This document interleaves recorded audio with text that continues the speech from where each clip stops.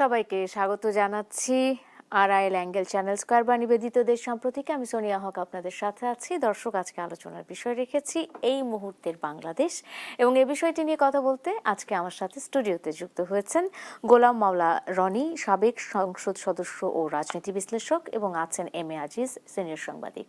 দুজনকে স্বাগত জানাচ্ছি। এবং যেমনটা বলছিলাম যে আজকে আলোচনার বিষয় রেখেছি এই মুহূর্তের বাংলাদেশ। এই মুহূর্তের বাংলাদেশে অনেক ঘটনা, অনেক আলোচনা, সবকিছু মিলিয়ে আমরা আলোচনা করতে চাই। কিন্তু তার আগে যদি আমরা জাতীয় সংসদ নিয়ে, এখন সবচেয়ে আলোচনার কেন্দ্রবিন্দুতে ত্রয়োদশ জাতীয় সংসদের অধিবেশন চলছে, এবং সেখানকার কিছু বিষয় নিয়ে কথা বলতে চাই। সেখানে সবচেয়ে গুরুত্বের যে জায়গাটা, সেটা হলো সংবিধান সংস্কার পরিষদ। এই বিষয়টি নিয়ে সংসদে বিতর্ক হচ্ছে, হট্টগোল হচ্ছে, হইচই হচ্ছে, নানা ধরনের কথাবার্তা হচ্ছে। সে বিষয়গুলো নিয়ে কথা বলবো। তবে তার আগে রনি ভাই, আমি আলোচনাটা শুরু করতে চাই যে আমরা যেরকম একটা সংসদ বা ত্রয়োদশ জাতীয় সংসদ আমরা কল্পনা করেছি বা প্রত্যাশা করেছি, সেই জায়গা থেকে যদি বলতে চাই যে বাংলাদেশের রাজনীতিতে এখন নতুন একটা প্রশ্ন, সেটা হলো যে ত্রয়োদশ সংসদ কি সত্যি জবাবদিহির যে জায়গাটা, সেই জায়গাটা তৈরি করতে পারবে কিনা বা জায়গা হবে কিনা, নাকি আবারও রাজপথেই ফিরবে বিরোধী রাজনীতি? সকলেই এই প্রশ্নটি করছেন। এই প্রশ্ন দিয়ে শুরু করতে চাই আপনার সাথে আলোচনা। প্রথমত হলো জাতীয় সংসদে বিএনপি যে ব্রুট মেজরিটি পেয়েছে, এই ব্রুট মেজরিটি দিয়ে সে যদি বিরোধী দলকে উদারভাবে সুযোগ না দেয় পার্লামেন্টারি যে সিস্টেমগুলো রয়েছে এগুলো অ্যাক্টিভেট করার ক্ষেত্রে, তাহলে এখানে আসলে সংসদ কার্যকর হবে না। সংসদ কার্যকর করার জন্য এত ব্রুট মেজরিটি, এটা আসলে সংসদীয় গণতন্ত্রের জন্য হুমকি। তো সেক্ষেত্রে দীর্ঘদিন পরে, 17 বছর পরে বিএনপি ক্ষমতায় ফিরেছে। তাদের উপর অনেক নেতিবাচক কিছু হয়েছে, জুলুম, অত্যাচার, এবং তারা জানে যে স্বৈরাচার হলে কি ক্ষতি হয় আর কি পরিণতি হয়। তো সেই দিক থেকে যদি তারা আল্লাহর ওয়াস্তে অজু করে, তারপর সে তসবিহ তাহলিল করে, তওবা করে, মন নরম করে পার্লামেন্টের কার্যক্রমে অংশগ্রহণ করে, তখন হয়তো জামায়াত ইসলামী বা অন্যান্য 11 দলের যারা লোকজন আছে তাদেরকে দেখলে তাদের খুব মায়া হবে যে আমরা তো দীর্ঘদিন একসঙ্গে ছিলাম, একসঙ্গে সরকার পরিচালনা করেছি, এবং এখন আমরা সংসদে আছি ভাই ভাই, আর জামাত যদি চলে যায় তাহলে তো আমরা একা আর থাকবো না। তো কাজেই জামাতকে আমরা কষ্ট দেব না। তো সেক্ষেত্রে সংসদ একটা চমৎকার সংসদ হবে। কিন্তু জামাতের যে শক্তি আছে সেই শক্তি মত্তা দিয়ে মানে সংসদের ভিতরে তারা যে লড়াই করবে, সংগ্রাম করবে, এটা আপাত দৃষ্টিতে সম্ভব নয়। এই গেল এক। কেন? তারাও তো সংখ্যায় কম না। আপনার সংখ্যায় কম হলে ভোটাভুটির ব্যাপার, তো কোথায় 211 জন, তারপর সেখানে মহিলা সংসদ সদস্য থাকবেন, আর সেখানে 78, এটা হয় না, কোনো অবস্থাতে হয় না। এই মানে একটা এক্সক্লুসিভ ব্রুট মেজরিটি, যার জন্য পার্লামেন্টের ভিতরে আসলে মানে আমার যা ইচ্ছা আমি তাই করবো, এমন এমন এরকম তারা সেটা পারবে, আর ওখানে তারা ওয়াক আউট করতে পারবে, চলে আসতে পারবে। কিন্তু পার্লামেন্টের মধ্যে তো আপনি কুরুল দিয়ে মাথা মারামারি করতে পারবেন, প্রেসার ক্রিয়েট করার জায়গাটা ওখানে যেটা সংখ্যাগরিষ্ঠতা মেইন। এবার আপনি রাজপথের বিষয়ে আসেন। রাজপথে যেটা হয়, এখনো পর্যন্ত বিএনপির যারা লোকজন আছে তারা মনে প্রাণে জামাত এবং এনসিপি, তারা যেটা সত্যিকার বিরোধী দল, তাদের যেটা বিরোধী শক্তি আছে সেটা তারা মনেই করে না। তাদের মধ্যে একটা ফিউডাল মন মানসিকতা কাজ করে যে আমরা এখানে 35% ব্রুট মেজরিটি আমাদের আছে। এটা কিন্তু আমার কথা না, মানে বিএনপির কথা। সেখানে সালাউদ্দিন সাহেব বলেছেন যে একটা দল 4 থেকে 5 ভাগ তাদের জনসমর্থন, কি করে তারা আশা করে যে ক্ষমতায় যাবে? মানুষের একটা দুঃস্বপ্নের তো একটা সীমা পরিসীমা আছে। তো এটা তো স্বরাষ্ট্রমন্ত্রীর কথা। তাহলে বোঝার চেষ্টা করুন, জামাতকে তারা মনে করে 4 থেকে 5% তাদের জনসমর্থন আছে। সেই জনসমর্থন নিয়ে তারা সরকার গঠন করতে চেয়েছে 17 মাস। এই যে তাদের যে অ্যাম্বিশন, এই অ্যাম্বিশন যতবার দেখেছে ততবার বিএনপির মেজাজ গরম হয়েছে, রাগ হয়ে গেছে। অন্যদিকে তাদের যে আরও 11টা দল আছে, সেই 11টা দলের মধ্যে আর কি কি দল আছে বিএনপি হয়তো নামও বলতে পারবে না, শুধু এনসিপির নাম বলবে। কিন্তু এনসিপিকে তারা কোনো পার্সেন্টেজ দিতে নারাজ, যে এনসিপির যারা হয়েছে তারা হয়তো জামাতের ভোটে হয়েছে, অনেকে বিএনপির ভোটে হয়েছে, অনেকে এমনি এমনি হয়ে গেছে, বলা যায় না। কিন্তু এরা যে জনপ্রিয়তার দিক থেকে কোনো একটা পার্সেন্টেজ হোল্ড করে এটা বিএনপি মনে করে না। ফলে কি হলো, একটা মনস্তাত্ত্বিক বিষয় আছে। অন্যদিকে দীর্ঘদিন ধরুন বিএনপির লেজ হিসেবে, বিএনপির পরগাছা হিসেবে বিএনপির উপরে ভর করে জামাত রাজনীতি করেছে বলে বিএনপির লোকজন বিশ্বাস করে। তো কাজেই তারা জামাতকে মনে করে একটা auxiliary force, not a regular force, এবং তারা অন্যের রঙে রঞ্জিত হয় এবং বিভিন্ন সময় তারা বিভিন্ন লোকের উপরে ভর করে। ৭১-এর সময় তারা ইয়াহিয়া খানের উপর ভর করেছে, তারপরে এরশাদের উপর ভর করেছে, শেখ হাসিনার জমানাতে আওয়ামী লীগের উপর ভর করেছে, বিএনপির জমানাতে বিএনপির উপর ভর করেছে, 1/11-এর সময় মঈনুদ্দিন ফখরুদ্দিনের উপর ভর করেছে, আর গত ১৭ মাসে তারা ইউনূস সাহেবের উপর ভর করেছে। এখন এই প্রথম তারা কি তাদের সঙ্গে ভর করবে না স্বতন্ত্র দাঁড়াবে, এটা জামাতও বুঝতে পারছে না, বিএনপিও বুঝতে পারছে না। কাজেই তারা রাজপথে এসে আন্দোলন করবে, ওই আন্দোলনের একটা ভাবসাব দেখলেই আমাদের যে সালাউদ্দিন সাহেব স্বরাষ্ট্রমন্ত্রী মহোদয়, ওনার মেজাজ গরম হয়ে যাবে। তিনি আজকে বলছেন, দুটো হুমকি দিচ্ছেন, আর মব কালচার হবে না, চলতে দেওয়া যাবে না, আর রাস্তায় ব্যারিকেড সৃষ্টি করে কোনো আন্দোলন করা যাবে না। এই যে উনি যে কড়া হুঁশিয়ারি দিয়েছেন, এটাকে চ্যালেঞ্জ জানিয়ে জামাতের লোকজন যদি মাঠে তাদের শক্তিমত্তা প্রদর্শন করতে পারেন, তো সঙ্গত কারণেই রাজপথ উত্তপ্ত হয়ে উঠবে এবং আমাদের দেশে রাজপথ যাদের দখলে থাকে তারাই ক্ষমতায় আসে। আগামীতে যদি সংসদের ভিতরে এবং বাইরে জামাত খুব গুরুত্বপূর্ণ দায়িত্ব পালন করতে পারে, আপনি লিখে রাখতে পারেন ১০০-তে ১০০ ভাগ আগামীতে জামাত সভাপতি হয়ে জামাত মানে ক্ষমতায় আসবে এবং উজিরে আজম রূপে জামাতের সভাপতি ডক্টর শফিকুর রহমান বাংলার সিংহাসনে বসবেন।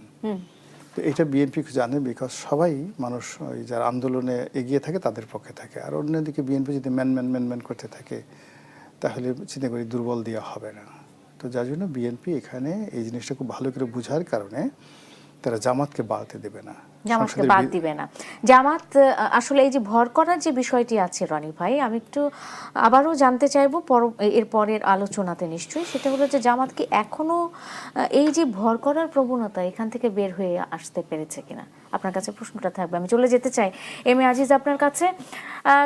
সংসদ তো নানাভাবেই প্রতিদিন বিভিন্ন তর্কে বিতর্কে উত্তপ্ত হয়ে উঠছে আমরা দেখতে পাচ্ছি, এবং একেবারেই নবীন যে আমাদের সংসদ সদস্যরা আছে, আইন প্রণেতারা আছেন, তারা নানা রকমের বার্তা দিচ্ছেন, নানা রকমের অতীত ইতিহাসও আমরা দেখতে পাচ্ছি যে তারা বিভিন্ন সময় বলছেন। তারা কেউ বলছেন যদি সংবিধান যদি মানতে হতো তাহলে প্রধানমন্ত্রীর বাংলাদেশে থাকার কথা নয়, দেশের বাইরে থাকার কথা ছিল, অনেকে এমনটা বলছেন। মানে সংবিধানের দোহাই দিয়ে বিএনপি এখন অনেক বিষয় এড়িয়ে যাচ্ছে, এই অভিযোগটা তাদের মূলত।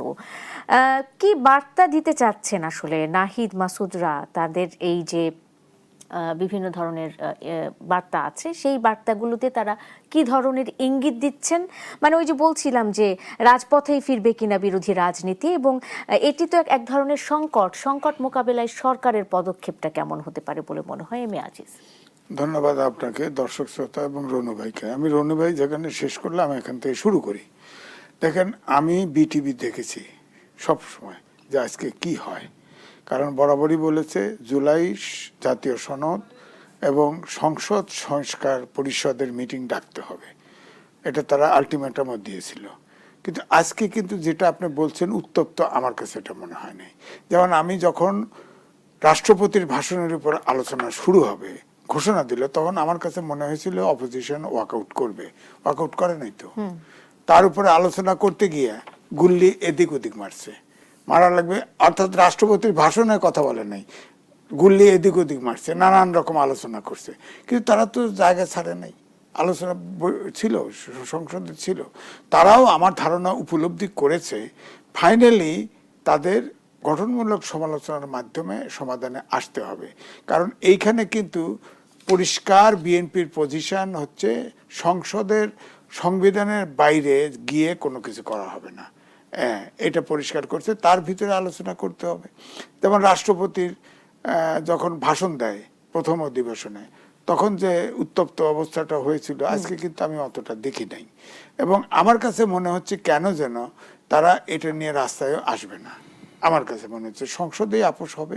কারণ যতই আপনি বিএনপির পক্ষ থেকে যত কঠোর কথাই শুনতে পান, বিএনপি কিন্তু প্রথম থেকে ছাড় দেওয়ার মানসিকতা আছে বলে আমার কাছে মনে হয়। যেমন প্রথমে বলছিল না যে বিরোধী দল থেকে ডেপুটি স্পিকার নাম চাইছে, তো নাম দেয় নাই। তারা বলছে জুলাই জাতীয় সনদ এবং সংসদ সংস্কার পরিষদ এটা প্যাকেজ ডিলে করতে হবে, তাহলে তারা নাম দিবে। দেয় নাই, তারা নিজেরা স্পিকার বানায় ফেলছে। তো এই জন্য আমি বলছি যে এখন ধরেন এখন যে প্রশ্ন আছে সংসদের যে নোট অফ ডিসেন্ট যেগুলোতে দেওয়া আছে, এগুলোও কিন্তু আমার মনে হয় আলোচনা করলে, আন্তরিকতার সাথে আলোচনা করলে সমাধান অনেক হতে পারে। আমি যেমন লিখলাম ধরেন 70 অনুচ্ছেদে বিরোধ নাই, তারপরে উচ্চ কক্ষ নিম্ন কক্ষ আনুপাতিক চায়, আর সংসদের সিট অনুপাতে চায়, এই পার্থক্যটা আছে। তাছাড়া উচ্চ কক্ষ নিয়ে কোনো বিরোধ নাই। এখানে বসলে আমার মনে হয় একটা দফার অভাব হইতে পারে। তারপরে ধরেন আরেকটা আছে প্রশাসন সংস্কার, এটাতে তো আপত্তি নাই। রাষ্ট্রীয় প্রতিষ্ঠানগুলোর সংস্কারের প্রক্রিয়া গঠন অর্থাৎ রাষ্ট্রীয় পরীক্ষা, এখানে একটা বিরোধ আছে যে কিভাবে হবে, কোন কার প্রতিনিধি নেওয়া হবে নিয়ে, এটা সরকারের নিয়ন্ত্রণ সেখানে থাকবে না। এখানে একটা ডিবেটের প্রশ্ন আছে, আলোচনার বিষয় আছে। তারপরে ধরেন মূলনীতি তো সংস্কারে বিএনপি কোনো অবস্থাতে রাজি হবে না। জাতীয়তাবাদ বাদ দিলে জাতীয়বাদ রাজনীতি থাকে? এটা তো ওই আলিরিয়া জাউলে হয়ে গেছে। সমাজতন্ত্র বামপন্থীরা মানবে? তাদের রাজনীতি শেষ। এগুলো তো হবে না। তারপরে ধরো জুলাই সনদ এবং সংসদ সংস্কার পরিষদ, এটা তো প্যাকেজ দিলে হবে না। কারণ সংসদ সংস্কার পরিষদ ইয়েতে নাই, সংবিধানেই নাই। আবার জুলাই জাতীয় সংসদ, এটা প্রেসিডেন্টের আদেশ দিয়ে জারি করছে, হানা ভোট, এটা ইলিগেল, অবৈধ। সুতরাং আমার বক্তব্য হচ্ছে অভ্যুত্থানের শক্তি যেহেতু আপনার সংসদে আছে, তারা ফাইনালি আমার কাছে আজকে অ্যাটিটিউড থেকে মনে হয়েছে আলাপ আলোচনার মধ্যেই সীমাবদ্ধ, হয়তো টুকটাক মিছিল দু একটা ইস্যু নিয়ে করতে পারে, বয়কটও হয়তো করতে পারে। সংবিধান সংস্কার পরিষদ এটির ভবিষ্যৎ কি আসলে তাইলে সে ক্ষেত্রে? সংস্কার পরিষদ কিছু হবে না, না, এটা হবে না। সংসদ যাই কিছু করেন, পরিষদ বসে 100 আলিরিয়ার সাহেব লিখিত হয়ে গেছে না, 180 দিন 6 মাস পরিষদ কাজ করবে, অর্থাৎ পরিষদ হিসেবে কাজ করে যেগুলো দিবে ওটা গণভোট আছেই, সংসদে পাশ হবে বিল আকারে। সংসদে পাশ না করে কি করবেন বসে? সংসদ রনি ভাই বলল না 2/3 মেজরিটি, এখানে তো উহা করার জায়গা নাই। সব রাজি হয়ে গেল ধরেন। কারণ সংস্কারের সময় জুলাই জাতীয় সনদ যেটা আছে পাশ করার জন্য কিছু আলোচনা করবে। আর যদি প্যাকেজ জুলাই সনদে যা লেখা আছে সব পাশ করতে চায়, হ্যাঁ কণ্ঠভোটে দিবে। কণ্ঠভোটে বিএনপি 2/3 হাত তুললো না, পাশ হলো না, আউট। এরপরে তো কোর্টে উচ্চ আদালতে মামলা আছেই এটার বিরুদ্ধে।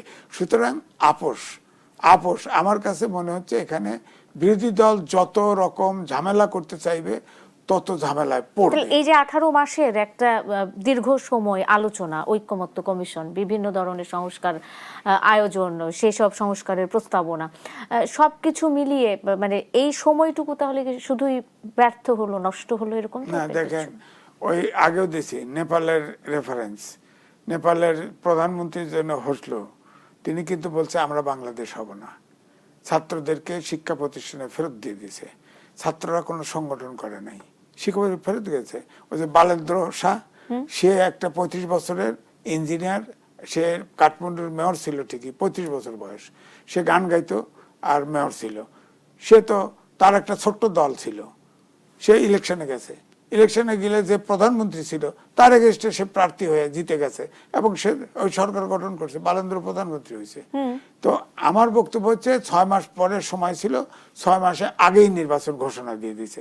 আর ওই তরুণরা ওই বালেন্দ্র পার্টিকে সমর্থন দিছে, ওরা তো কেউ এমপি হয় নাই, ওদের পার্টি জিতে গেছে। এখন ধরেন ডক্টর মোহাম্মদ ইউনূস, আমাদের সংবিধানে আছে 3 মাস পরে নির্বাচন, আর নির্বাচন কমিশনের যদি কোনো সমস্যা থাকে তাহলে আরো 3 মাস, তাহলে 6 মাসের ভিতরে যদি নির্বাচন দিত তাহলে কি আওয়ামী লীগ কোনো চিন্তা করা হতো? আওয়ামী লীগ ওই কমিউনিস্ট পার্টি অফ বাংলাদেশ তাদের মতোই দশা হইতো, ওই নয় 10টা 15টা 20টা আওয়ামী লীগকে নিয়ে হঠাৎ করে এই চিন্তাটা কেন হচ্ছে একটা বিরতির পর জানি না। মানে অনেকে বলছে যে আওয়ামী লীগ পুনর্বাসিত হচ্ছে বা আওয়ামী লীগকে ফিরিয়ে নিয়ে আসা হচ্ছে বা কারো না কারো হাত ধরে আওয়ামী লীগ বাংলাদেশে আবারও ব্যাক করতে পারে, এরকম অভিযোগটাও কিন্তু অনেকের পক্ষ থেকে আছে। কেন এই প্রশ্নটা আবার উঠছে আপনাদের কাছে জানবো। এবং সেই সাথে নেপালে যদি সেই একেবারে ইয়াং যে নেতা তাকে মেনে নেওয়া হয়, তাহলে বাংলাদেশে কেন এটা আসলে মানতে পারছি না আমরা? তরুণদেরকে নেতৃস্থানীয় মানে জায়গাগুলোতে কেন মানতে পারছি না, একটা প্রশ্ন তো থেকেই যায়। আমিও এই প্রশ্নটা করতে চাই। গোলাম মাওলা রনি, এই অংশে আবারও আপনাকে যুক্ত করতে চাই। বিষয়টি হচ্ছে যে একটি দল সংসদে আমরা যদি এখন একটু দেখি, তাহলে একটি দল একটি শপথ নিয়ে প্রতিনিধিত্ব করছে সরকারি দল হিসেবে, আর একটি দল দুটি শপথ নিয়ে বিরোধী দলের আসনে তারা আছেন। তো সেক্ষেত্রে আসলে যে সংবিধান সংস্কার পরিষদের কথা বলছি আমরা, কিংবা এটা নিয়ে যে বিতর্ক তৈরি হয়েছে বা গণভোট নিয়ে যে বিতর্ক তৈরি হয়েছে, জুলাই সনদ নিয়ে নতুন করে নানা রকমের বিতর্ক তৈরি হচ্ছে, এই শপথের সংখ্যা আসলে এই বিতর্কগুলো দূর করতে পারবে কিনা আপনার কি মনে হয়? না, এটা পারবে না। এর কারণ হলো যে এখানে আসলে গণভোট আমাদের সংবিধান অনুযায়ী গণভোট হয়নি। 2 নম্বর হলো যে জুলাই সনদ, এটা একটা অ্যাগ্রিমেন্ট, মিউচুয়াল অ্যাগ্রিমেন্ট, এটার কোনো আইনগত ভিত্তি বা বৈধতা নেই। 2 নম্বর হলো যে এই জুলাই সনদ আবার আইনগত বৈধতা দেওয়ার জন্য একটা হলো যখন এটা ডিড অফ অ্যাগ্রিমেন্ট হলো, ল অফ কন্ট্রাক্ট অনুযায়ী, এটা বাংলাদেশের কোনো কোর্ট কাছারিতে এটা ইমপ্লিমেন্ট করা যাবে না। আবার রাষ্ট্রপতির অর্ডিন্যান্স জারি করে এটাকে আইন বানানোর চেষ্টা করা হলো, অর্ডিন্যান্স। তো সেই অর্ডিন্যান্স জারি করে জুলাই সনদকে আইনগত ভিত্তি দেওয়ার যে এখতিয়ার, এটা রাষ্ট্রপতির নেই, এটা হয় না। তো সব মিলিয়ে জুলাই সনদ, গণভোট, 2টা শপথ নেওয়া, মানে একটা প্রভিন্সিয়াল অ্যাসেম্বলি করা, মানে সংসদীয় সংস্কার কমিটি করা, তারপর আবার সেটা 6 মাস কাজ করার পর সেটা একটা রেগুলার সংসদে রূপান্তরিত হবে। যেটা আজিজ ভাই বললেন যে আলিরিয়াজ, এগুলো সব আসলে একটার সঙ্গে আর একটা এমনভাবে প্যাচ লাগিয়ে দিয়ে গেছেন, এটা ওনার একটা অনভিজ্ঞতার ফসল। উনি প্যাচ লাগিয়ে দিয়ে গেলেন ঠিকই, কিন্তু আমাদের যথেষ্ট যোগ্যতা সম্পন্ন, প্রবীণ এবং অভিজ্ঞতা সম্পন্ন রাজনীতিবিদরাও কিন্তু এই জুলাই সনদে স্বাক্ষর করলেন। ওই সময়টাতে তাদের কোনো অল্টারনেটিভ ছিল না। শুনেন, আপনি যখন খুব ক্ষুধার্ত হন, খুব ক্লান্ত থাকেন, বুভুক্ষ থাকেন, তখন আপনার আসলে কোনো শর্ত বা ওই বিবেকবোধ থাকে না। মানুষ যা পায় তাই খেয়ে ফেলে, যেখানে ইচ্ছা সেখানে শুয়ে পড়ে। শেখ হাসিনার জমানাতে বিএনপি এবং জামাত এতটা দৌড়ের উপর ছিল, যেটা একটা বিভৎস সময়। তো যার জন্য ক্ষমতাকে তারা সবসময় ভয় পেয়ে আসছে। 17 বছর যদি আপনি কন্টিনিউয়াসলি একটা জিনিসকে ভয় পান, রাতারাতি সেটা আপনার সামনে আসলে আপনি সেটা ধরতে পারবেন না। ফলে ডক্টর মোহাম্মদ ইউনূসের নেতৃত্বে যারা ক্ষমতায় বসা ছিলেন, তারা যে শেখ হাসিনার মতো ক্ষমতাধন নন, বা তাদেরকে যে উল্টে ফেলা যায় বা একটু মানে মাথা উঁচু করে দাঁড়িয়ে কথা বললে তারা স্টপ হয়ে যাবেন, এই ঝুঁকিতে আসলে বিএনপি যেতে চায়নি। তারা চেয়েছে যে আচ্ছা ঠিক আছে, আমরা তো সবই জানি এগুলো টিকবে না, এবং আমরা যখন ক্ষমতায় আসবো আমাদের ইচ্ছা মতো সব কিছু চলবে। আজকে যা কিছু হচ্ছে এটা তারা আগে থেকে জানতো। কাজেই এরা যা কিছু করছে বালখিল্য, বালকের মতো নৃত্য করছে, বালকের মতো আবদার করছে। আচ্ছা ঠিক আছে, on good faith, good trust, এদেরকে মানে একেবারে ভালোই এরা যা বলছে সেইভাবে বলে এদেরকে বিদায় করা যায় কিনা। অনেক সময় দেখা গেল যে খাঁচার বাইরে কেউ বের হয়ে গেল, কোনো একটা হিংস্র প্রাণী বের হয়ে গেল, তখন তাকে খাঁচায় ঢুকানোর জন্য নানা রকম চেষ্টা তদবির করা হয়। বা একটা শিশু, সে একটা লেবেন চুষের জন্য, একটা চকলেটের জন্য অনেক সময় অনেক পাগলামি করে, এই আমি এখন ঝাঁপ দেব নদীতে, ছাদের উপরে। তখন মানে তাকে প্রবোধ দেওয়ার জন্য পিতামাতা অনেক যাকে বলা হয় অনেক ছেলে ভুলানো অনেক গল্প বলে, আয় বাবা এটা কর এটা কর। তাহলে ওই 17 মাসে তারা যেন বিএনপির কোনো ক্ষতি করতে না পারে, তারপরে দেশটাকে যেন বিপথে নিয়ে যেতে না পারে, এজন্য বিএনপি মূলত অভিনয় করেছে, অভিনয় করে সময়টা পাস করেছে। আর এখন বিএনপি যেটা করছে, দ্যাট ইজ দ্য রিয়েলিটি। এই রিয়েলিটি তারা করছে। এখন বিএনপির সঙ্গে যদি ঠিক মানে এদের কাছ থেকে আদায় করতে হয়, তাহলে যারা এটা দাবি করছে তাদেরকে আসলে রাজপথে মীমাংসা করতে হবে, অথবা বিএনপিকে খুব অনুনয় বিনয় করে কান্নাকাটি করতে হবে যে হুজুর আল্লাহ আপনাদেরকে ক্ষমতা দিয়েছে, একটা সময় তো ছিল না, আমরা তো আপনাদেরকে দোয়া করেছি, আপনাদের মিনতি করি, করজনে মিনতি করি, আপনারা একটু মেহেরবানি করে জুলাই সনদটা অনুমোদন করে দেন, আপনারা একটু দয়া করে এই সংস্কার প্রস্তাবগুলো বাস্তবায়ন করেন, আমাদের ইজ্জত থাকে, সম্মান থাকে। তো এইভাবে যদি তারা বিএনপিকে রাজি খুশি করাতে পারে, এই গেল একটা, খুব অনুনয় বিনয় করে, অথবা রাজপথে বিএনপিকে একেবারে বিএনপি তো জুলাই সনদ দিয়ে কখনো দ্বিমত করেনি, তারা তো বলছে যে তাদের কাছে অগ্রাধিকারের বিষয় জুলাই সনদ বাস্তবায়ন। ওই তো মানে তাদের যে অগ্রাধিকার, জুলাই সনদ যেভাবে আপনার মনে আছে কিনা জানি না, এখানে জুলাই সনদ যেভাবে তৈরি করা হয়েছিল, প্রথমত এটা তো আসলে আমাদের দেশে এটা প্রযোজ্য না। এটা কি গণ আন্দোলন না বিপ্লব নাকি কি? সংবিধানকে ছুঁড়ে ফেলে দিবে নাকি 47 থেকে শুরু হবে, 72 সংবিধান মানি না, নানা রকম কথাবার্তা বলে একটা জগা খিচুড়ি পরিবেশ তখন তৈরি করা হয়েছিল। এরপরে জুলাই সনদে তারা অসংখ্য রকম শর্ত দিয়েছে, দেওয়ার পর ওইগুলো বিএনপি অনেকগুলোতে নোট অফ ডিসেন্ট দিয়েছে। তো বিএনপি যেভাবে নোট অফ ডিসেন্ট দিয়েছে, যেভাবে তারা স্বাক্ষর করেছে, পরবর্তীতে যখন জুলাই সনদ যেদিন গৃহীত হলো প্রিন্টেড আকারে, বিএনপি সব লোক বললো ও মাই গড, এটা তো রীতিমতো একটা রাষ্ট্রীয় প্রতারণা।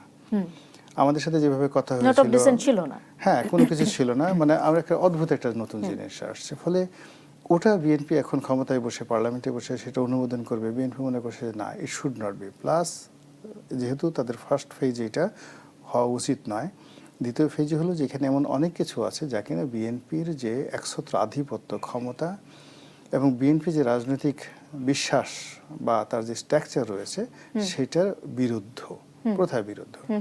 যেমন যিনি প্রধানমন্ত্রী হবেন তিনি দলীয় প্রধান হতে পারবেন না। এই যে তারেক রহমান সাহেব অফিসে গেলেন, তিনি যদি মনে করতেন যে না তিনি এটা করবেন না, তিনি তো আগেই বলতেন যে ঠিক আছে আমি প্রধানমন্ত্রী হব, এখন আমার স্ত্রী বা দলের যে কোনো একজন সিনিয়র নেতা তিনি হবেন বিএনপির সভাপতি। এই বিষয়টিতে দলের পক্ষ থেকে আগে অবস্থান স্পষ্ট করা হয়েছে যে তাদের কোনো দ্বিমত নাই, এক ব্যক্তি সব ক্ষমতার অধিকারী হতে পারে না, হতে পারে ওইটা বলে, কিন্তু জুলাই সনদে তো সেভাবে তা বলা হয়েছে। তারপরে রাষ্ট্রপতির ক্ষমতা মানে বাড়ানোর কথা বলা হয়েছে, দ্বিকক্ষ বিশিষ্ট পার্লামেন্টের কথা বলা হয়েছে, অনেকগুলো বিষয় যেগুলো আসলে বিএনপির যে নীতি এবং আদর্শ দীর্ঘদিন যাবত তারা যেভাবে বলেছে ওগুলোর সাথে মিলে না।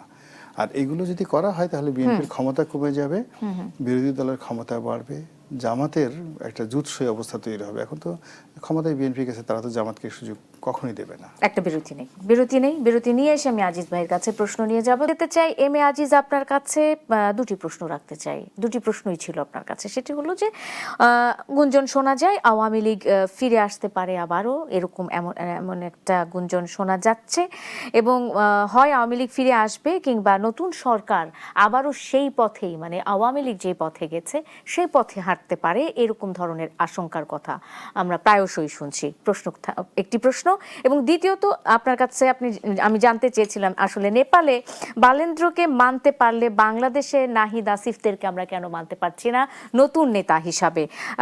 এম এ আজিজ, দুটি প্রশ্ন, সময় অল্প, আপনাকে খুব দ্রুত উত্তর দিতে হবে। আমি সংক্ষেপে উত্তর দিচ্ছি। ধরেন আমাদের দেশের তরুণরা আর বালেন্দ্রর কথা বলছেন, নেপালে তরুণরা ক্লাসে ফিরে গেছে, তারা ক্ষমতার অংশীদার হয় নাই, তারা বিতর্কিত হয় নাই।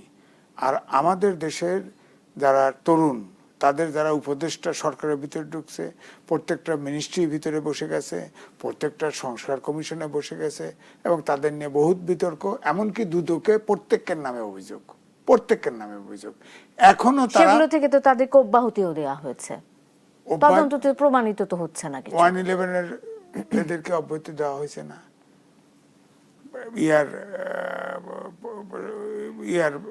প্রয়াত প্রধানমন্ত্রী ভারতের, তিনি নেগোশিয়েট করে সব দিছে না। শেখ হাসিনার সাথে আন্ডারস্ট্যান্ডিং করে সবাইকে প্রোটেকশন দেওয়া হবে বলছে না, এখন তো বিচার হচ্ছে। সুতরাং এই প্রোটেকশন দিয়ে হয় না। 71 সালে মুক্তিযুদ্ধ হয়েছে, 72 সালে কিন্তু মুক্তিযোদ্ধাদেরকেও এরকম ইন্ডিমেন্টি দেওয়া হয়েছিল।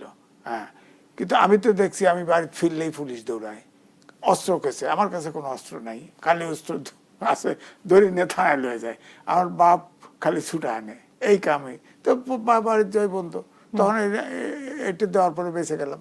তো আমার বক্তব্য হচ্ছে যে আমাদের দেশে সেটা হতে পারতো যদি ছাত্ররা বিতর্কিত না হতো, সরকারের অংশ না হতো, এবং এর জন্য দায়ী কিন্তু ছাত্র না, ওরা এখনো বোঝে না। যেমন আসিফ ভুঁইয়া বলছে না যে ডিপ স্টেট আমাদেরকে 2028-29 সাল পর্যন্ত আওয়ামী লীগের যত ট্রেনের ওই সময় পর্যন্ত থাকতে বলেছে। এটাকে বলে তো রাজসাক্ষী হয়ে যায় না? তারা যদি নিয়ে ফাঙ্গা মাইরে এখন জিজ্ঞেস করে ডিপ স্টেট কোথায় কি করবেন? অর্থাৎ ওদের আক্কল দাঁত গজায় নেই তো কি কইতে হবে আক্কল দাঁত। কেউ কেউ বলে যে বিএনপি যাতে তারা ফাঙ্গা না দেয়, অনেক অভিযোগ পড়ছে, বিচার না হয় এই জন্য লাইন মারার জন্য এই কথা বলছে। তো এটা তো কথা বলা ঠিক হয় না। এই জন্য বলছি যে নেপালের যে ছাত্রদের ভূমিকা আর আমাদের এই বাংলাদেশের যে ছাত্রদের ভূমিকা এক না, এরা ভেঙে চুরে ছারকার হয়ে গেছে। এদের নিয়ে আর ভবিষ্যতে মানুষ দেখে না, এদের কোনো সম্ভাবনাও নেই। এটা এনসিপি গেছে গিয়া। আওয়ামী লীগ প্রসঙ্গ দেখেন, বিএনপি আগে বলছে, আমি নিজেও বলেছি, কোন গণতান্ত্রিক দেশে একটি রাজনৈতিক দল আরেকটি দলের নিষিদ্ধ চাইতে পারে না।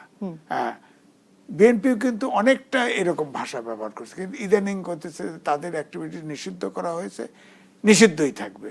কিন্তু আমার কথা হচ্ছে নিষিদ্ধই যদি থাকে, আমি ওই যে 3 মাস পরে নেপালের মতো যদি নির্বাচন দিত, তাহলে কিন্তু এমনি পলিটিক্যালি বিএনপি নিঃশেষ হয়ে যেত। এখন তো বিএনপির ধরেন 1000 লোক পালায় গেছে টাকা পয়সা নিয়ে, বাকিরা আছে না? হ্যাঁ, তারা তো যে চুপচাপ মাঝে মাঝে হুক্কা দেয় না, কোনো ফাঁক দিয়ে, কিন্তু যেহেতু কোটি কোটি সমর্থক বাংলাদেশে পড়ে আছে, কোনো না কোনো ভাবে কোনো না কোনো দিন তারা দাঁড়াবে। অসংখ্য ধন্যবাদ, অসংখ্য ধন্যবাদ এম এ আজিজ। গোলাম মাওলা রনি, এই অংশে আর কোনো প্রশ্ন আপনাকে রাখতে পারলাম না, সময় একেবারে শেষ হয়ে গেছে। দর্শক, এই ছিল আজকের মতো দেশ সম্প্রতিকে নিবেদন করলো আড়াইল অ্যাঙ্গেল চ্যানেল স্কয়ার বার। সাথে থাকার জন্য আপনাদেরও ধন্যবাদ। শুভরাত্রি।